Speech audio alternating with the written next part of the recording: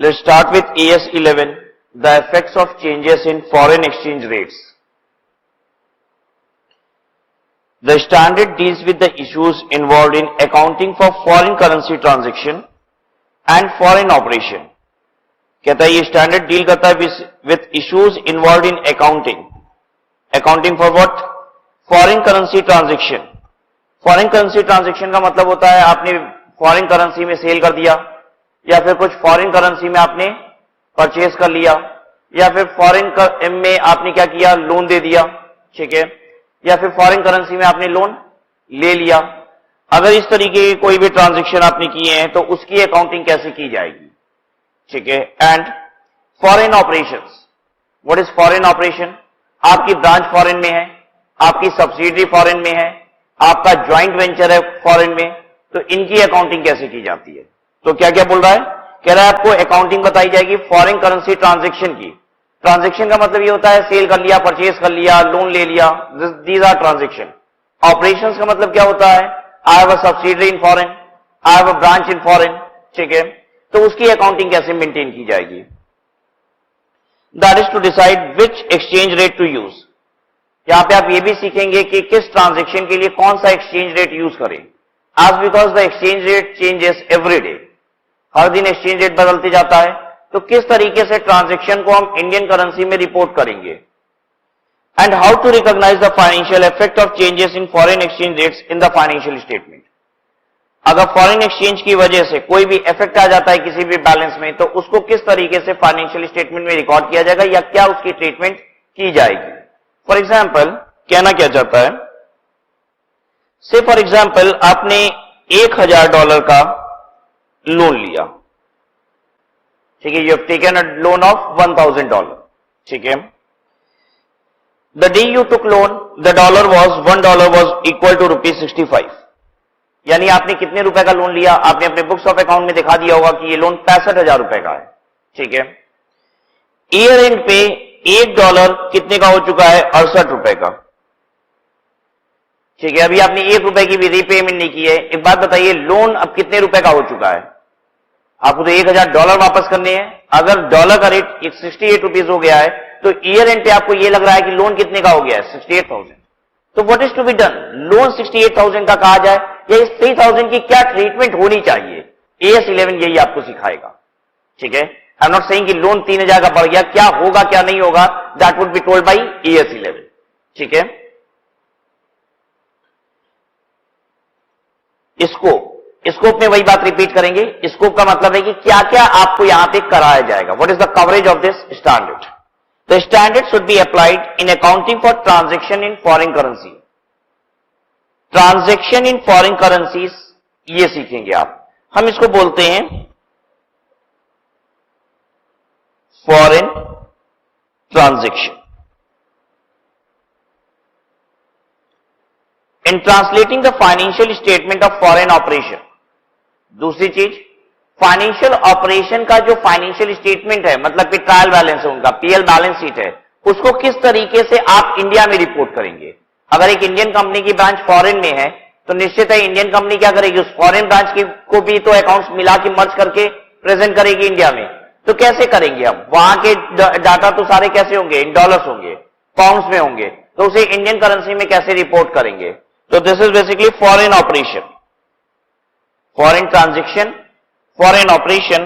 And third thing, this statement also deals with accounting for foreign currency transaction in the nature of forward exchange contract. तो तीसरी चीज आप क्या सीखेंगे यहां पे? Forward exchange contract.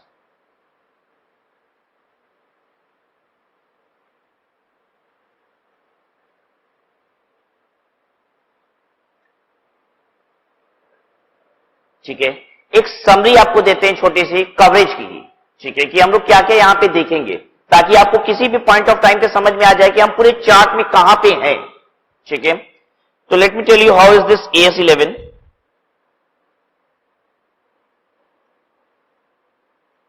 AS11 में 3 बातें हैं.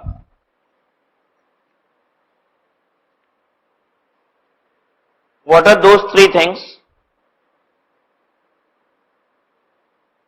आपको बताया गया है फॉरेन ट्रांजैक्शन की अकाउंटिंग के बारे में. देन दूसरी बात बताई गई है फॉरेन ऑपरेशन। फॉरेन ऑपरेशन का अगर फाइनेंशियल स्टेटमेंट है तो उसे किस तरीके से इंडिया में रिपोर्ट किया जाएगा। एंड तीसरी चीज जो बताई गई है that is forward exchange contract.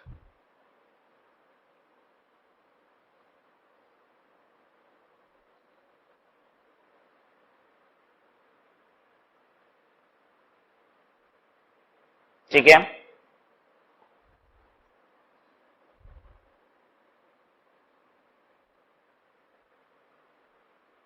अगर आप फॉरेन ट्रांजैक्शन करते हैं तो उसकी अकाउंटिंग कैसे की जाएगी, ये डिपेंडेंट होता है कि वो ट्रांजैक्शन मॉनेटरी आइटम रिलेटेड है या नॉन मॉनेटरी आइटम रिलेटेड है। तो हम आपको बताएंगे what is this monetary item and what is non monetary item.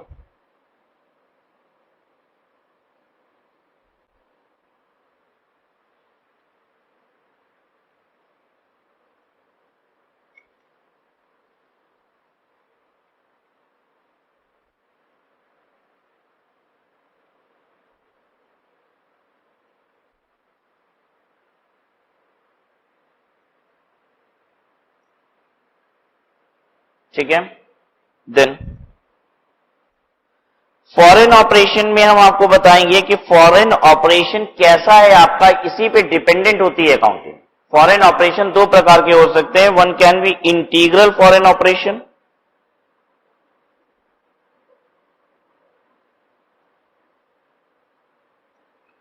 और it can be non integral foreign operation.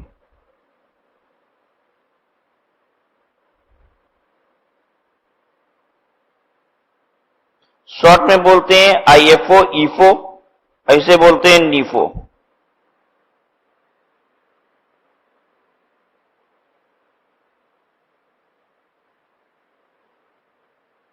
कोई दिक्कत यहां तक?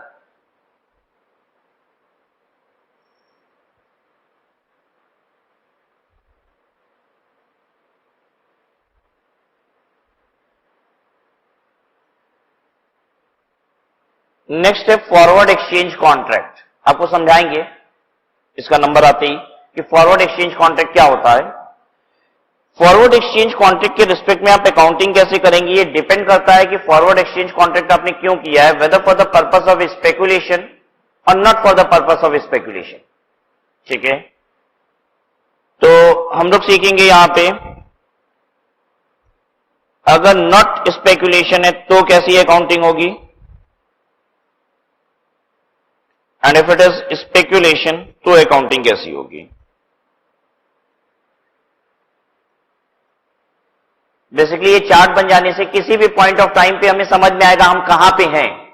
ठीक है, हम क्या पढ़ रहे हैं और कहां पे हैं हम। तो what are we going to learn, foreign transaction, foreign operation and forward exchange contract, यही कवरेज है इस 11 की। फिर अगर हम फॉरेन ट्रांजैक्शन की बात करेंगे तो हम आपको मॉनेटरी आइटम बताएंगे, नॉन मॉनेटरी आइटम बताएंगे और दोनों की फिर क्या बता देंगे, अकाउंटिंग ट्रीटमेंट।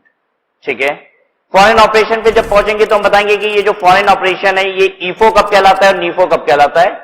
ईफो होता है तो किस तरीके से फाइनेंशियल स्टेटमेंट को इंडिया में रिपोर्ट करते हैं, और नीफो होता है, ठीक है, वो बिजनेस जो भी मेरा विदेश में है वो अगर नीफो है तो ऐसे केस में इंडिया में रिपोर्टिंग किस तरीके से होती है।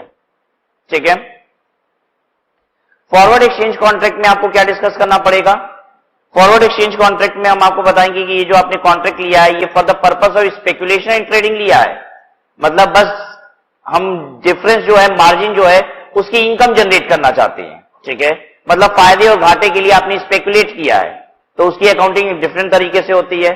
और अगर आपने not for the purpose of speculation लिया है, ठीक है, तो ऐसे केस में अकाउंटिंग डिफरेंट होती है। और एक बात और पढ़ेंगे and that is paragraph 46A। Paragraph 46A inserted in AS 11।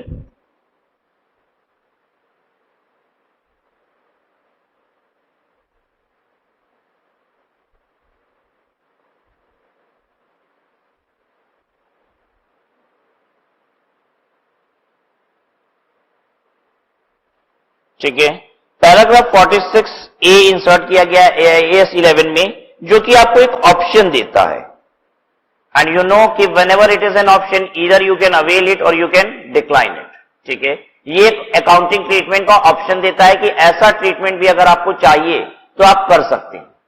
ठीक है, तो क्लियर है कवरेज आपको? चलिए पढ़ना शुरू करते हैं।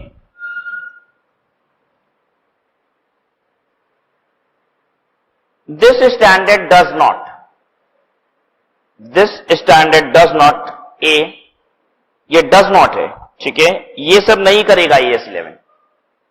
Specify the currency in which an enterprise presents it's financial statement.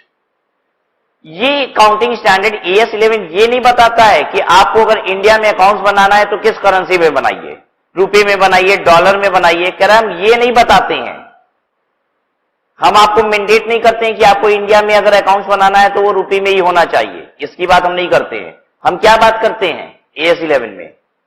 Foreign transaction को कैसे रिकॉर्ड किया जाए, फॉरेन ऑपरेशन के फाइनेंशियल स्टेटमेंट को कैसे रिपोर्ट किया जाए, और फॉरवर्ड एक्सचेंज कॉन्ट्रैक्ट की ट्रीटमेंट क्या होनी चाहिए, ये बताते हैं। तो कहता है specify the currency in which an enterprise presents it's financial statement. However an enterprise normally uses the currency of the country in which it is domiciled. कहता है हर कंपनी यही करती है कि जिस कंट्री में वो होती है उसी कंट्री की करेंसी को यूज करती है फॉर अकाउंटिंग पर्पसेस। लेकिन ध्यान दीजिएगा, AS 1 कहना चाहता है कि हम कभी भी ये नहीं बोल रहे हैं कि अगर आप US में हो तो डॉलर में अकाउंटिंग होनी चाहिए और अगर आप इंडिया में हो तो रुपए में अकाउंटिंग होनी चाहिए। ये हम नहीं कह रहे हैं, ये मेरा काम भी नहीं है। ठीक है, फिर उसके बाद हमने ये बात बता दी कि हाउएवर इस सिस्टम में यही है कि आप जिस कंट्री में होते हो आप वहीं की क्या करते हो, करेंसी को यूज करते हो for reporting purposes. If it uses a different currency, अगर मान लीजिए हम इंडिया में हैं और अपनी बैलेंस शीट और PL पता है कैसे बना रहे हैं, डॉलर्स बना रहे हैं, यही बात कह रहा है। If it uses a different currency the standard requires disclosure of the reason for using that currency. तो आपको यह बताना पड़ेगा कि आप एक डिफरेंट करेंसी क्यों यूज कर रहे हैं। ठीक है, that means you will have mention it in your notes to account कि why are you using a different currency, not the currency of the country in which you are domiciled. The standard also requires disclosure of the reason for any change in the reporting currency।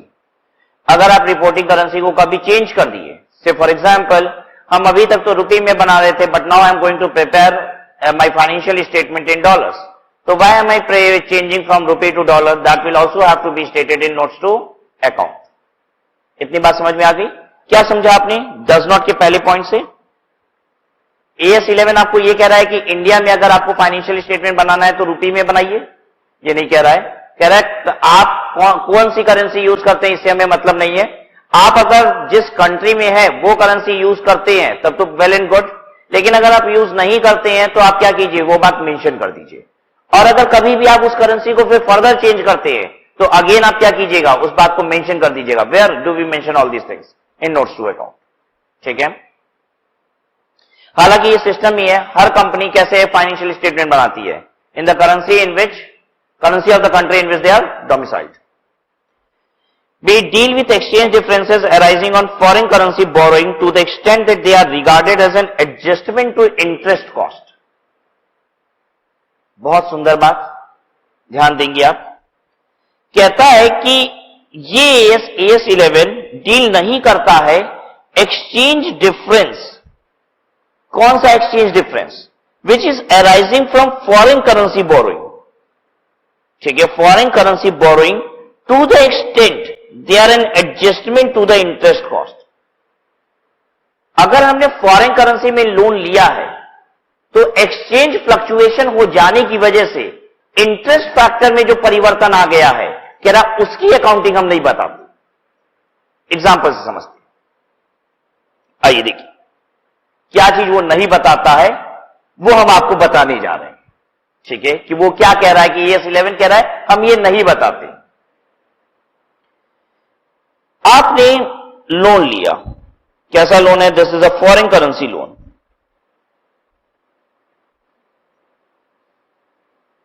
ठीक है, and the loan is $1,000। The day you took loan the $1 was ₹60। ठीक है,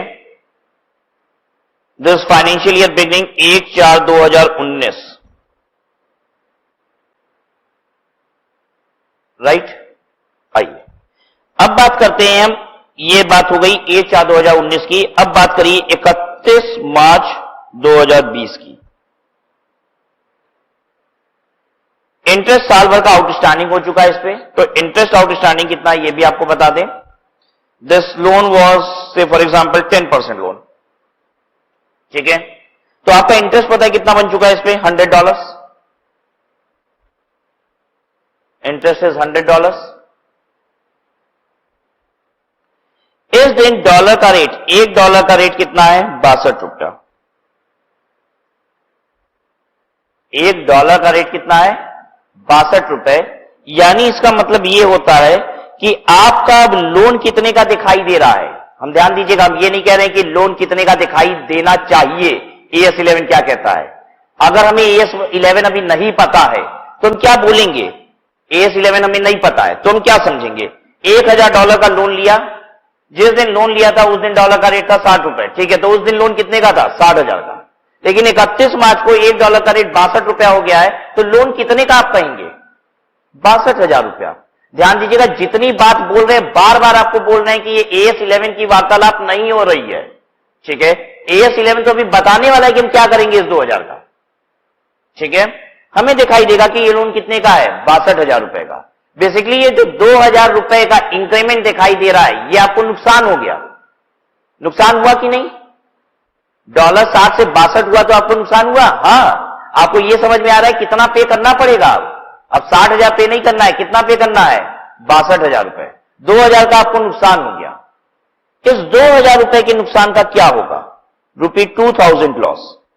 एक मुद्दा यह है। दूसरा मुद्दा सुनिए,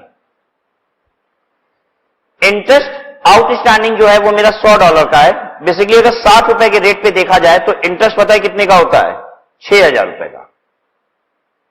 6,000 रुपए का इंटरेस्ट होता है। लेकिन अगर 62 रुपए के रेट पे देखा जाए तो अब ये इंटरेस्ट, सिंस 62 रुपए का रेट हो चुका है, तो हमें समझ में आ रहा है कि इंटरेस्ट भी 600 रुपया नहीं देना है। कितना देना है, सॉरी 6,000 रुपए नहीं देना है, कितना देना है, 6,200 रुपए देना है। यानी आपको एक लॉस और हुआ है 200 रुपए का भी। इतनी बात क्लियर हुई सबको। ये जो 2000 रुपए का लॉस हो रहा है, ये आपको लॉस हो रहा है बिकॉज ऑफ लोन, एंड ये लॉस हो रहा है बिकॉज ऑफ इंटरेस्ट, ठीक है। ये जो इंटरेस्ट की वजह से आपको एक्सचेंज का डिफरेंसेस बियर करना पड़ रहा है या उसकी वजह से फायदा हो रहा है, ये सारी बात बताई गई है AS 16 में, जिसका नाम है बोरोइंग कॉस्ट। बोरोइंग कॉस्ट का मतलब होता है अगर पैसे आप बोरो करते हो तो उस पर क्या कॉस्ट पे कर रहे हो, एंड व्हाट डू वी पे इन कॉस्ट, इंटरेस्ट, ठीक है। तो इंटरेस्ट अगर फॉरेन एक्सचेंज की वजह से फ्लक्चुएट कर जाता है, फॉरेन एक्सचेंज के रेट फ्लक्चुएट हो जाने की वजह से इंटरेस्ट ज्यादा या कम देना पड़ गया, तो कह रहा है उसकी ट्रीटमेंट भी कहां बताई गई है, उसी AS 16 में। ये हम नहीं बताएंगे, जो AS आपको इंटरेस्ट बताएगा वही उसके फॉरेन एक्सचेंज के फ्लक्चुएशन की वजह से ज्यादा और कम हो जाना इंटरेस्ट का, उसे भी कौन ट्रीट करवाएगा, AS 16। यही कह रहा है ये हम नहीं बताएंगे। एक बात बताइए, क्या इसका मतलब ये लोन वाला जो एक्सचेंज फ्लक्चुएशन है वो ये स्टैंडर्ड बताएगा, हां बताएगा। Should I repeat the line, आइए रिपीट करते हैं इस लाइन को। कहता है डील विथ एक्सचेंज डिफरेंसेस, ये डज नॉट है ऊपर, मतलब it does not deal with exchange differences arising from foreign currency borrowing. Foreign currency borrowing की वजह से जो एक्सचेंज डिफरेंस हुआ है, to the extent that they are regarded as an adjustment to interest cost. Interest cost की वजह से जितना एक्सचेंज फ्लक्चुएशन आ रहा है, कह रहा है वो हम नहीं बताएंगे। तो आपको बता दे वो कौन बताता है, वो AS 16 बताता है, ये नहीं बताता, ठीक है। AS 16 इस मैटर पे डिस्कस करता है। तो when you will go through AS 16 you will get to learn these things, ठीक है। We won't discuss interest factor over here in AS 11. अच्छा, can you get an question in examination where there is a mixed question of AS 11 and AS 16? Yes, there can be a question which I was discussing कि आपने loan लिया है, उसका interest भी इतना बन गया है और दोनों में एक्सचेंज फ्लक्चुएशन की वजह से आपको कुछ ज्यादा पेमेंट करना पड़ रहा है, ठीक है। लोन भी ज्यादा देना पड़ रहा है, इंटरेस्ट भी ज्यादा देना पड़ रहा है बिकॉज ऑफ एक्सचेंज फ्लक्चुएशन। तो पता है ऐसे क्वेश्चन में 2 स्टैंडर्ड लग जाएगा, प्रिंसिपल सम की जो एक्स्ट्रा रीपेमेंट कर रहे हैं उस पे क्या लगाएंगे, AS 11। AS 11 जो ट्रीटमेंट कहता है वो करेंगे, और जो इंटरेस्ट फैक्टर बढ़ जा रहा है उस पे क्या लगा देंगे, AS 16। राइट, चिंता की बात नहीं है। जैसे हमने यहां पे वो सारी बात AS 16 की, बिल्कुल उसी तरीके से जब हम एक दूसरे स्टैंडर्ड को डिस्कस करेंगे और अगेन AS 11 का रेफरेंस आएगा वहां पे, तो क्या करेंगे, फिर से आपको रिवाइज कराएंगे चीजों को। सी देखिएगा, deal with the restatement of an enterprise financial statement from its reporting currency into another currency for the convenience of user accustom to that currency और फॉर द सिमिलर पर्पसेस। कह रहा है कि एक एंटरप्राइज का financial statement, ठीक है, जिस रिपोर्टिंग करेंसी में है उससे कन्वर्ट करके दूसरी करेंसी में बना देना ताकि यूजर को सहूलियत हो जाए। ये काम के लिए कैसे कन्वर्जन होगा ये हम नहीं बताते। क्या बोल रहा है, आपकी बैलेंस शीट और पीएल किसमें है, रुपये में है। कह रहा है लेकिन आपके यूजर और फाइनेंशियल स्टेटमेंट जितने हैं ना, उनको चाहिए कि डॉलर में मिल जाए बैलेंस शीट तो मजा आ जाए, वो डॉलर में पढ़ना ज्यादा पसंद करते हैं। तो कह रहा है AS1 ये किसी के कन्वीनियंस के लिए, आप अपनी बैलेंस शीट और पीएल को दूसरी करेंसी में बदलना चाहते हैं तो कह रहा है उसके लिए हम कुछ नहीं बताते। बात समझ में आए, किसी कन्वीनियंस के लिए, यूजर के कन्वीनियंस के लिए, if you are changing the currency for balance sheet and PL account, तो I am not there, I am not into picture, हम आपको इसके बारे में कुछ नहीं बताते। तो एक बार चलिए फिर से बताइए हमें, तो बताता क्या है भाई AS 11? डज नॉट तो हो गई इतनी सारी चीजें, क्या बताता है, फॉरेन ट्रांजैक्शन, दूसरा फॉरेन ऑपरेशन, ठीक है, मतलब फॉरेन ऑपरेशन, मेरा विदेश में कुछ धंधा चल रहा है, बिजनेस चल रहा है, किस तरीके का, whether my foreign branch is there, subsidiary is there, my joint venture is there, whatever, ठीक है, उनको जब हम रिपोर्ट करेंगे अपने इंडिया में तो किस तरीके से रिपोर्टिंग होगी, दैट इज फॉरेन ऑपरेशन। और उसके बाद देखेंगे हम लोग फॉरवर्ड एक्सचेंज कॉन्ट्रैक्ट। चलिए आइए, फॉरेन करेंसी ट्रांजैक्शन।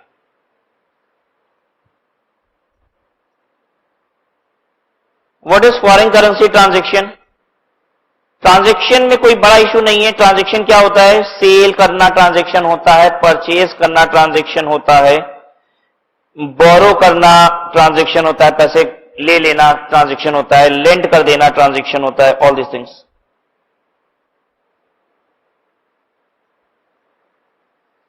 ठीक है, these are transactions. A foreign currency transaction is a transaction which is denominated in or requires settlement in a foreign currency.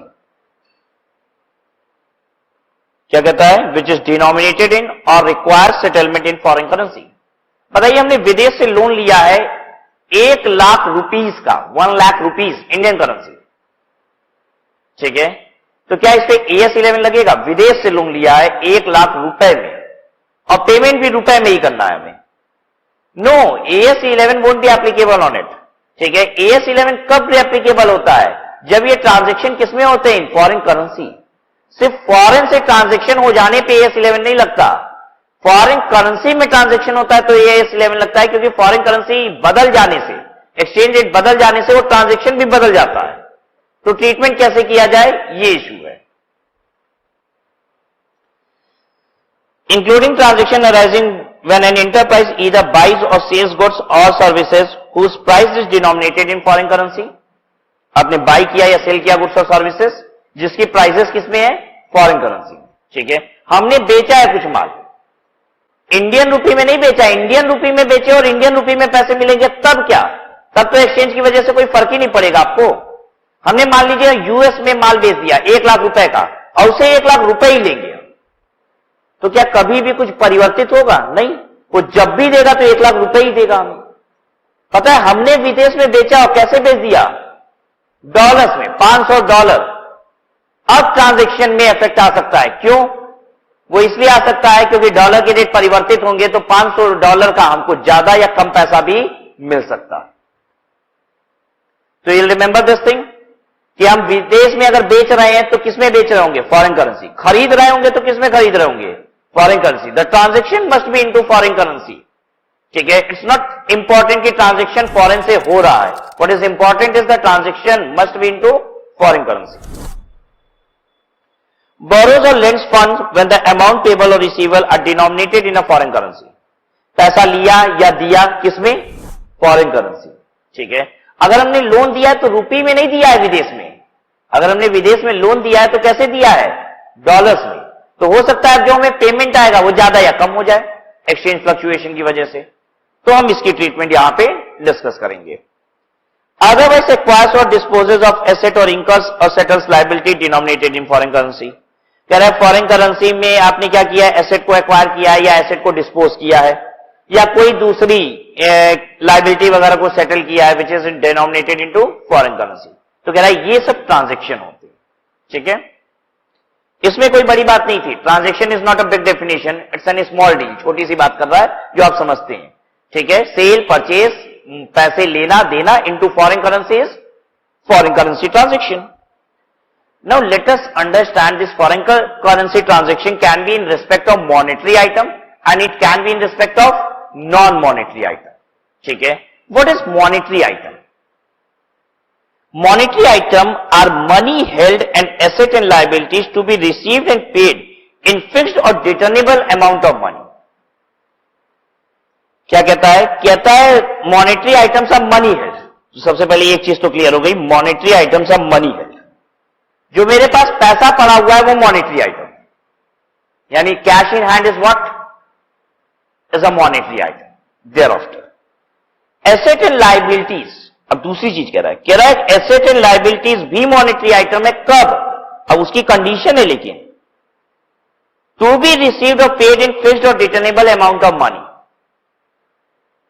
जिसका आपको एक fix determinable amount of money आएगा या फिर जिसके रिस्पेक्ट में fix determinable amount of money जाएगा.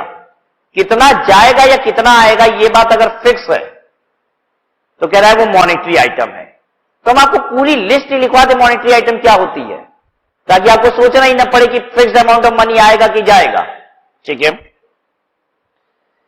Cash monetary item है क्यों? मनी हेल्ड पढ़ लिया. अब एसेट एंड लाइबिलिटीज में आइए. ठीक है. डेटर. अगर मेरा डेटर है $1000 का तो इसका मतलब क्या है? $1000 आएंगे. That is fixed and determinable amount of money. ठीक है. क्लियर है बात सबको? Is inventory a monetary item? I want to know from you. Inventory 5 lakh रुपए की है. Is it a monetary item? Fixed और डिटर्नेबल अमाउंट ऑफ मनी आएगा? नहीं. 5 लाख रुपए की इन्वेंट्री हो सकता है 6 लाख रुपए में किसी को बेच दे, 7 लाख रुपए में बेच दे, हो सकता है घाटे में 4.5 लाख रुपए में बेचना पड़े. Be intelligent. What is monetary item? एक लाइन याद करनी है. You are going to receive और you are going to pay. You are going to receive मतलब it can be an asset. Asset होगा तो पैसे आएंगे. And if it is an liability you are going to make the payment. Whether you are going to receive the payment और you are going to make a payment, the amount is fixed and determinable. आप अभी बता सकते हैं कितना है. वो आएगा बाद में, जाएगा बाद में, लेकिन अभी पूछेंगे तो आप बता देंगे कितना है, आएगा या कितना जाएगा. डेटर बताइए क्या है? अगर आपकी बुक्स में $1000 है, व्हाट डज इट मीन? $1000 आएंगे. ठीक है. Do not take chances of remote chances. Sir 1% bad डेप्ट हो गया तो that is always, that kind of contingency always exist in business. वो तो हर जगह होगी. ठीक है. डेटर. क्रेडिटर अगर $5000 का है तो यू आर वेरी श्योर कि $5000 जाएंगे. ठीक है. Debtor, creditor. You are having BR, bill receivable.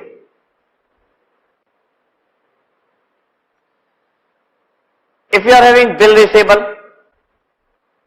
What does it mean? अगर बिल रिसीवेबल $2000 का है तो $2000 आएंगे. Similarly bills payable.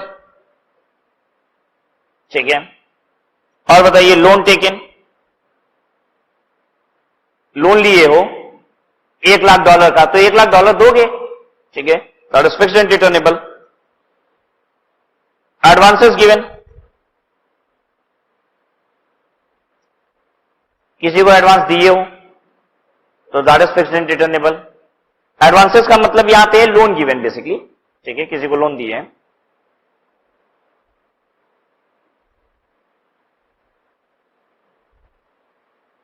बताइए आपके बुक्स ऑफ अकाउंट में बिल्डिंग दिखाई दे रही है 5 करोड़ रुपए की. फॉरेन ट्रांजैक्शन की बात करते हैं. The building is in foreign country that is of 5 lakh US dollar. Can you से कि आपको हमेशा इसका एक fixed and determinable amount of money आएगा? यू कैन नॉट से सो, ठीक है। नॉन मॉनेटरी आइटम्स क्या होते हैं? जितना अभी ऊपर पढ़ा उसके अलावा सब क्या है? नॉन मॉनेटरी आइटम, ठीक है। They can not assure you fixed and determinable amount of money. Non monetary items are asset and liabilities other than monetary item.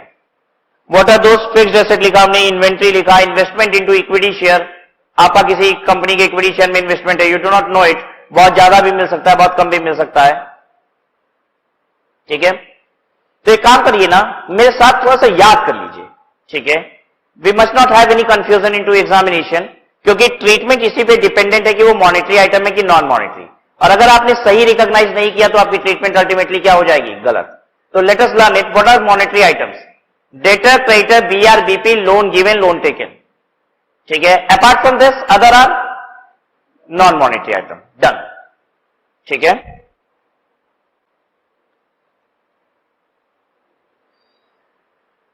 चलिए, अब ये क्या है?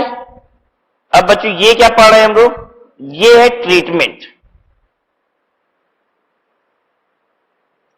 इनिशियल रिकॉग्निशन का मतलब क्या होता है? जब आप ट्रांजैक्शन को रिकॉर्ड करते हैं, when you are recording the transaction, जब ट्रांजैक्शन होता है, when the event takes place, ठीक है, उसे कहा जाता है initial recognition. Recording of transaction when the transaction takes place is called initial recognition. लिख दे, what is initial recognition? Recording, initial नाम से ही है, इनिशियल रिकॉग्निशन पहली बार बुक्स में आया है, इनिशियली बुक्स में रिकॉग्नाइज किया गया है। तो कब पहली बार कोई भी चीज बुक्स में आती है? जब ट्रांजैक्शन होता है, ठीक है। उसके बाद तो हर बैलेंस शीट में वो चीज बार बार भी आती है, ठीक है। इनिशियल रिकॉग्निशन का मतलब होता है recording of transaction when transaction took place.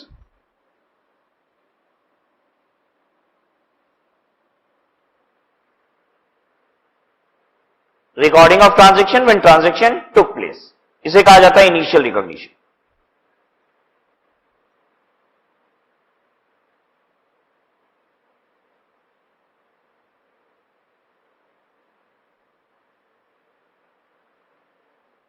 किस इनिशियल रिकॉग्निशन की बात कर रहे हैं? Whether I am talking of monetary item और non monetary item? I am talking for both. तो ये इनिशियल रिकॉग्निशन बात कर रहे हैं फॉर बोथ, मॉनेटरी आइटम हो या फिर नॉन मॉनेटरी आइटम हो।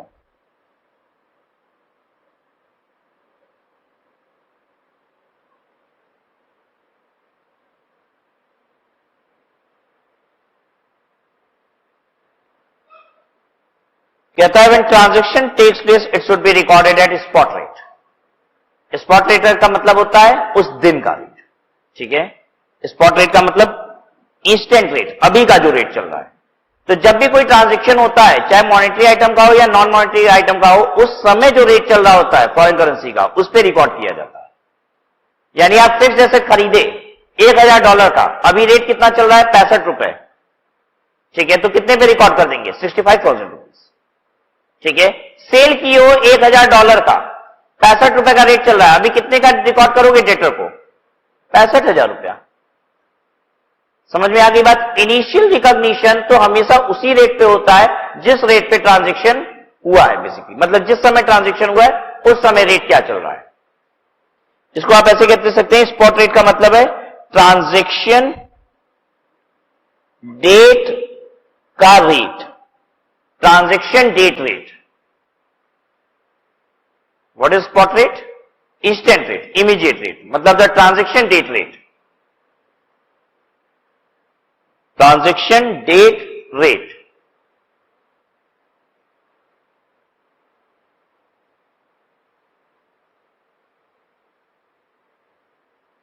कोई तकलीफ? सब्सिक्वेंट रिकॉग्निशन मतलब बैलेंस शीट डेट पे हम कितने का दिखाएंगे। सब्सिक्वेंट रिकॉग्निशन मतलब reporting at balance sheet date. Item कौन सा है इस पे डिपेंड करता है कि बैलेंस शीट पे कैसे अब आप फिर से रिकॉर्ड करेंगे उसे। मॉनेटरी आइटम अगर है, यानी debtor, creditor, BR, BP, loan given, loan taken अगर है, तो इसे रिकॉर्ड किया जाता है हमेशा क्लोजिंग रेट पे। यानी ध्यान से सुनिएगा, जिस दिन माल बेचा $1000 का, हमने माल बेचा $1000 का उधार में, ठीक है, उस दिन डॉलर का रेट था 65 रुपीज, तो डेटर कितने का था मेरी बुक्स में? 65,000। लेकिन ईयर एंड पे भी पैसे नहीं आए हैं, डेटर आज भी ईयर एंड पे खड़ा है। बैलेंस शीट में उस डेटर को कितने पे दिखाएंगे? डॉलर का रेट चल रहा है 68 rupees, 68,000, debtor will be shown at rupees 68,000। इतनी बात क्लियर है सबको?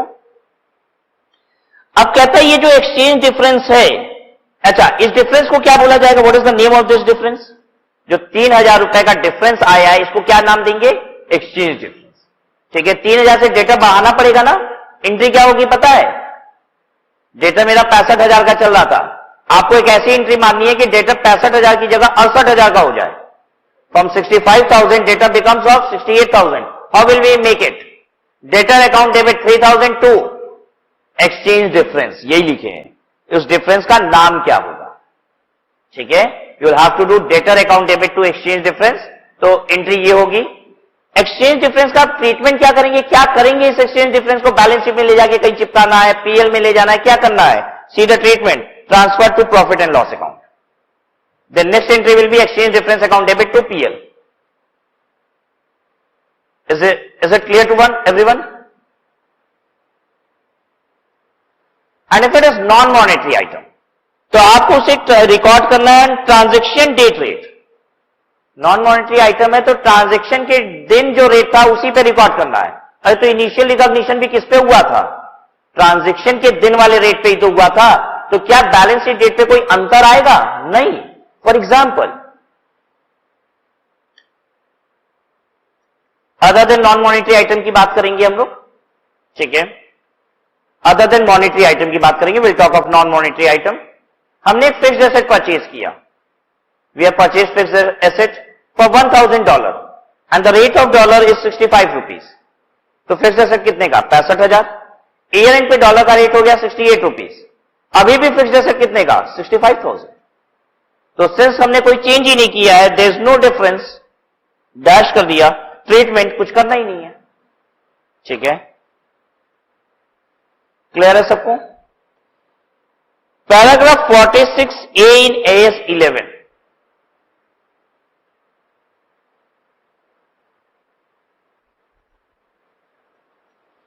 ये क्या है? Exchange difference in respect of fixed asset.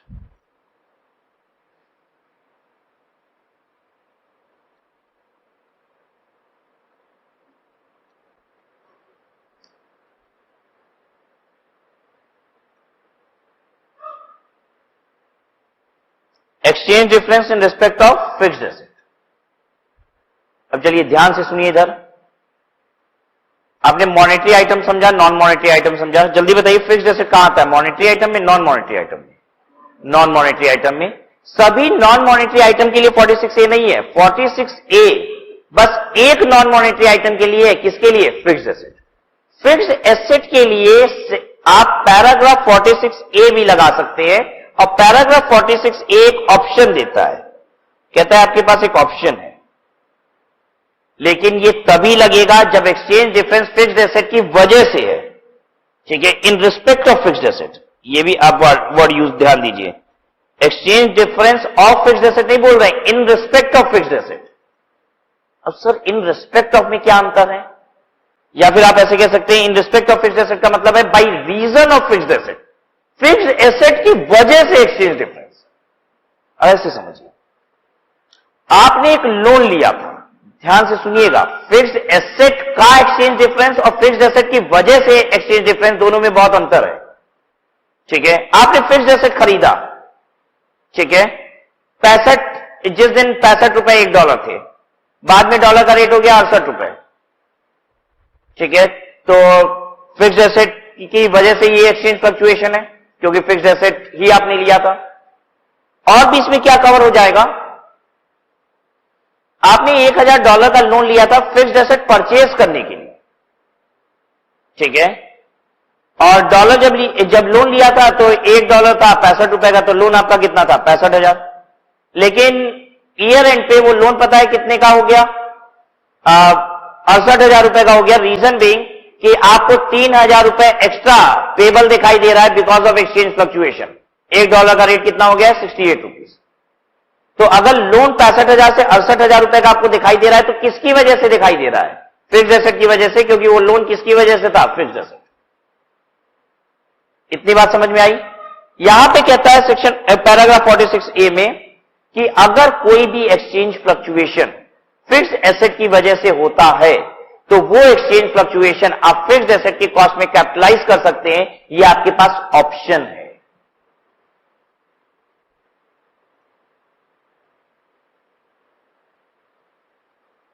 Did you get this point?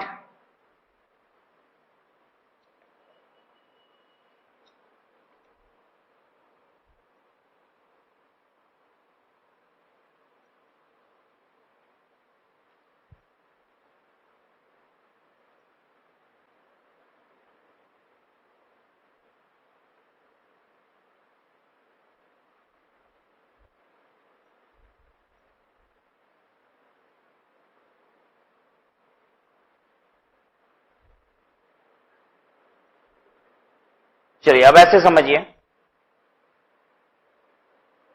हमने लोन लिया है, हमने लोन लिया है फिक्स्ड एसेट को परचेज करने के लिए।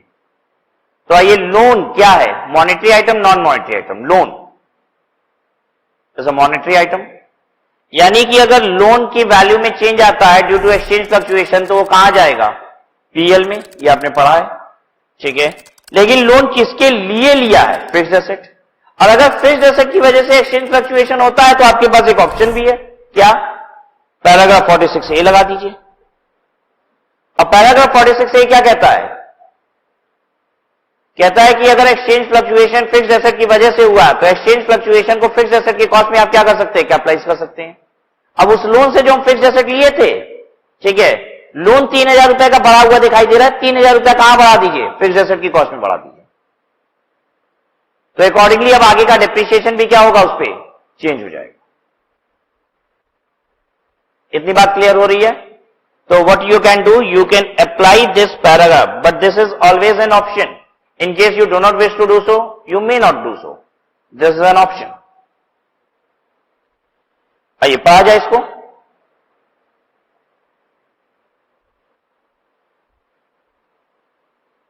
Central government, in consultation with National Advisory Committee on Accounting Standard, made an amendment to AS 11. According to this notification, exchange differences arising on reporting of long-term foreign currency monetary items at rates different from those at which they were initially recorded during the period or reported in previous financial statement, insofar as they relate to acquisition of a depreciable fixed asset.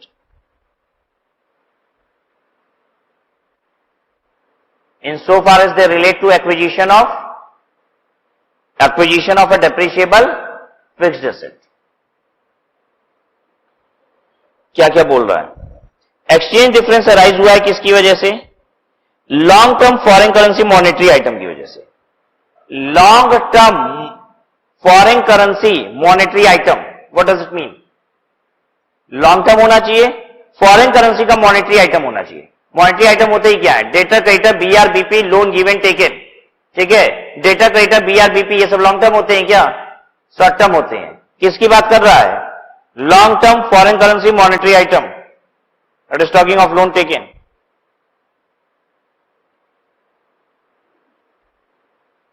It is talking of loan taken. फिर बाद में क्या कह रहा है, वो किसके respect में होना चाहिए, they relate to the acquisition of a depreciable fixed asset. ये भी ध्यान दीजिएगा, कोई भी कैपिटल एसेट नहीं होना चाहिए, depreciable capital asset. For example अगर लैंड के रिस्पेक्ट में है तो ये ऑप्शन नहीं मिलेगा, ठीक है। तो कुल मिला के बात सेट हो गई, एक वर्ड में ही हम कंप्लीट कर सकते हैं 46A कब लगता है, foreign currency loan for depreciable fixed asset कब लगता है, foreign currency loan for depreciable fixed asset. लिख दे यही बात, इतनी लंबी चौड़ी लाइन से अच्छा है शॉर्ट में ये बात किया जाए, foreign currency loan for depreciable fixed asset.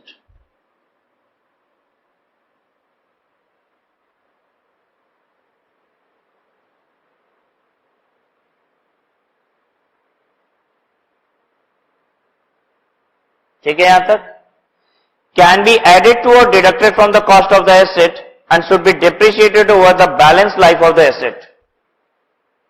Can be added to or deducted from the cost of asset and should be depreciated over the balance life of the asset.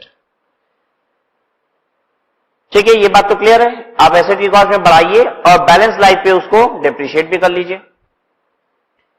And in other cases can be accumulated in the foreign currency monetary item translation difference account. या फिर आप उस difference को इसमें भी डाल सकते हो, foreign currency monetary item translation difference account. मतलब बेसिकली ऑप्शन में भी दो ऑप्शन दे रहा है। एक कह रहा है या तो फिक्स्ड एसेट की कॉस्ट को बढ़ा लो और नहीं तो वो एक्सचेंज डिफरेंस कहां ले जाओ, foreign currency monetary item translation difference account. और ये क्या होता है आपको बता दे, ये एक रिजर्व इन सरप्लस है। This is a reserve in surplus.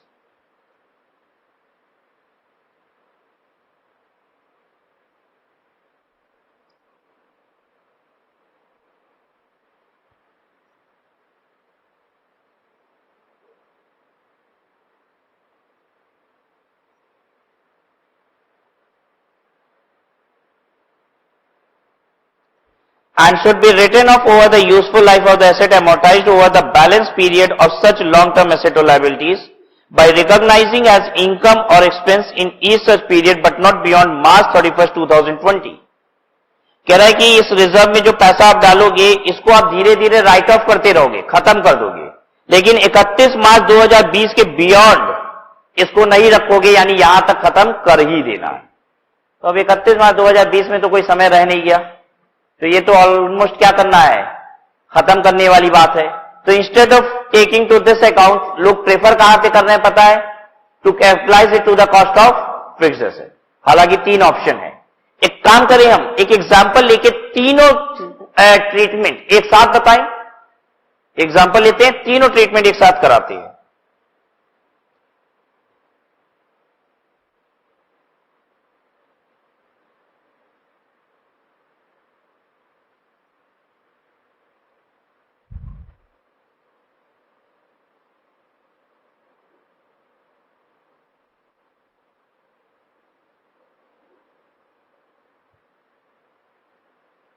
Fixed asset purchase किया है आपने, रुपये में ही परचेज किया है, देखो 20 लाख रुपया, ठीक है। आपने फॉरेन करेंसी लोन लिया है, इसके लिए लोन फॉरेन करेंसी में है। क्या बन गया, foreign currency loan, that is a monetary item, ठीक है। कितने रुपए का लिया है आप बताइए, हम क्यों बताएं। 20 लाख रुपए के लिए लोन लिया है आपने, उस दिन लोन लिया है जिस दिन $1 इज इक्वल टू ₹50, ठीक है। This is the position on 1/4/2019।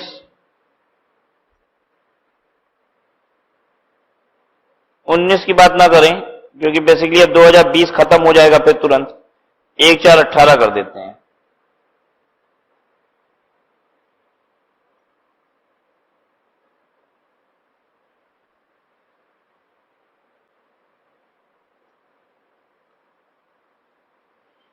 Year end पे 31 मार्च 2019 को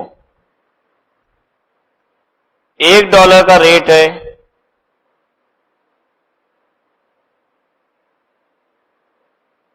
₹51.50।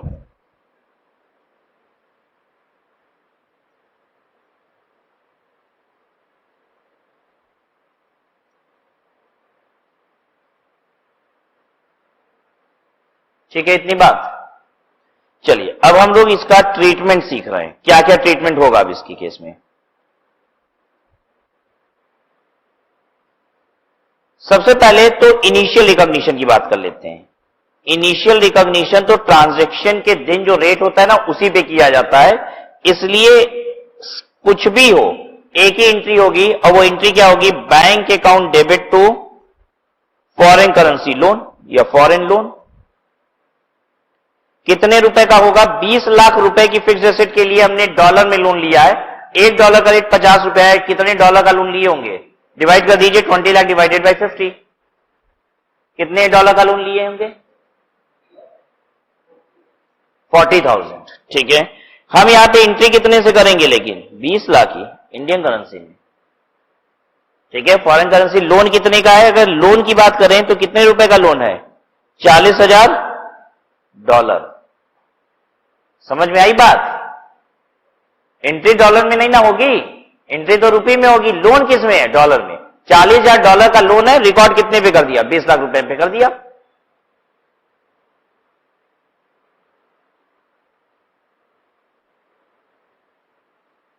ठीक है, अब ईयर एंड पे एक्सचेंज डिफरेंस हो रहा है क्या? हां, ईयर एंड पे एक्सचेंज डिफरेंस आएगा। कितना आएगा? हर डॉलर का रेट, हर डॉलर का रेट पता है कितना बढ़ गया? प्रत्येक डॉलर पे रेट बढ़ गया ₹1.5। और $40,000 का लोन है, इसका मतलब यह है कि एक्सचेंज डिफरेंस हो गया $40,000 इंटू ₹1.5। यह कितना हो गया? ₹60,000 का एक्सचेंज डिफरेंस आ गया। हर डॉलर पे ₹1.5 का डिफरेंस, यानी कि ₹60,000 का डिफरेंस।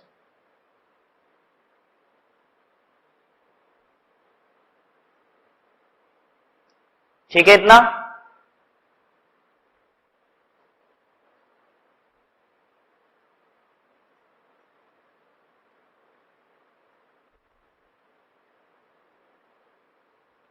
क्या क्या कर सकते हैं? Number 1, exchange difference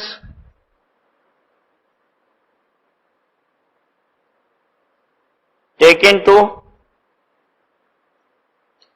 exchange difference ₹60,000। PL में डेबिट करें, क्रेडिट करें? घाटा हुआ है, फायदा हुआ है? ये घाटा है कि फायदा है?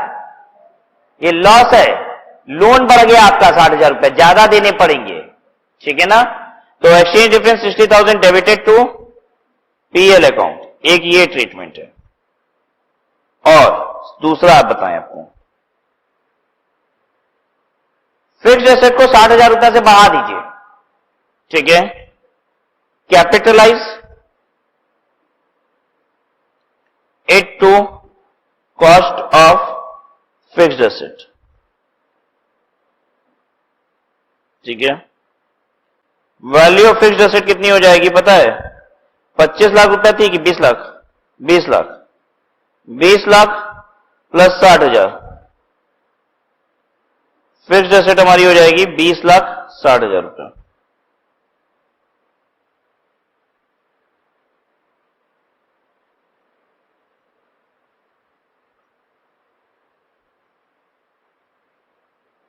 ठीक है, हालांकि अभी डेप्रिसिएशन वगैरह भी लगेगा तो उसकी वैल्यू कम भी हो जाएगी।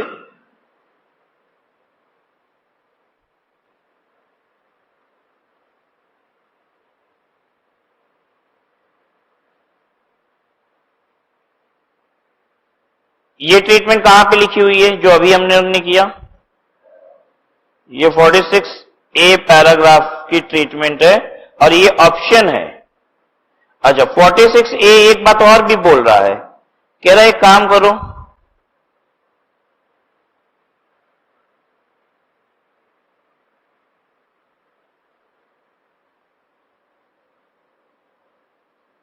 ₹60,000 credited to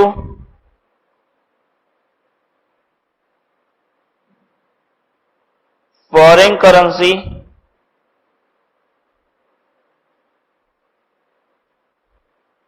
monetary item translation difference account. खाते का नाम बड़ा लंबा चौड़ा है, ये पूरा खाते का नाम है, foreign currency monetary item translation difference account.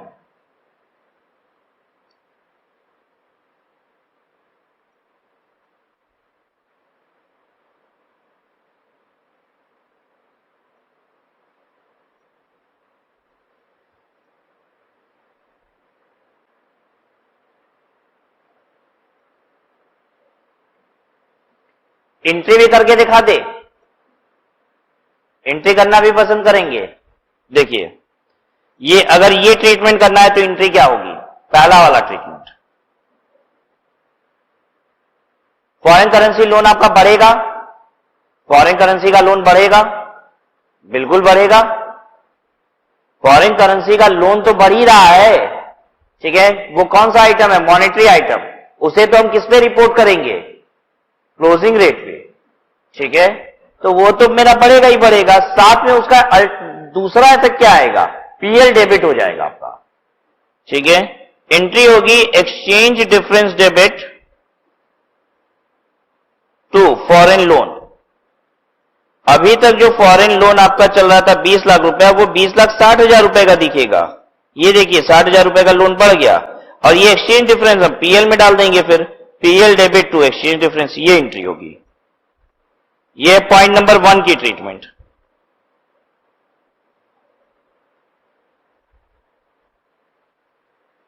Point number 2 की ट्रीटमेंट।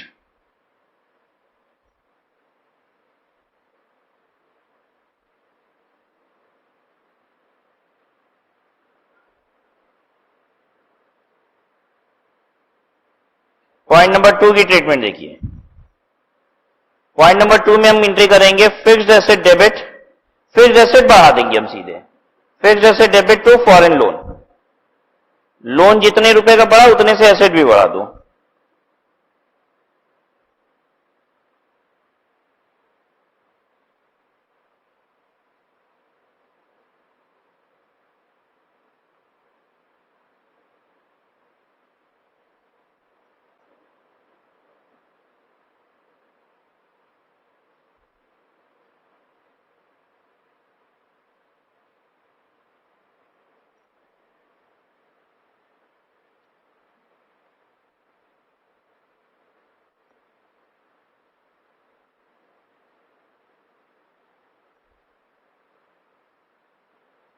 अच्छा, ये हमको 60,000 रुपए का नुकसान हुआ है ना, ये क्रेडिट वर्ड यहां पे गलत लिखा था, इसको लिखिए ये डेबिट होगा।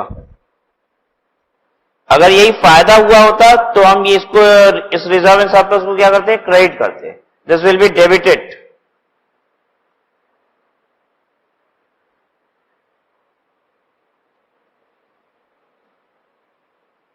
इसकी तीसरे वाली की एंट्री क्या होगी, ये पहला वाला एंट्री था, दूसरा, अब हम तीसरा डिस्कस कर रहे हैं। तीसरे वाले की क्या एंट्री होगी, तीसरे वाले की एंट्री होगी foreign currency monetary item translation difference account to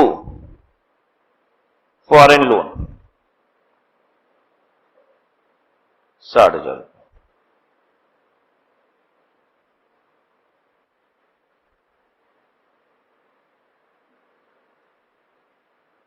ठीक है। अच्छा, अब ये रिजर्व एंड सरप्लस में सिंस ये डेबिट बैलेंस है तो दिखाई कैसे देगा पता है, निगेटिव बैलेंस।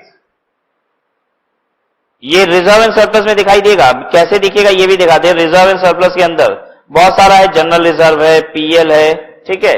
इसी में ये भी दिखाई देगा foreign currency monetary item translation difference, ठीक है। ये दिखाई देगा ऐसे ब्रैकेट में, कितना, 60,000।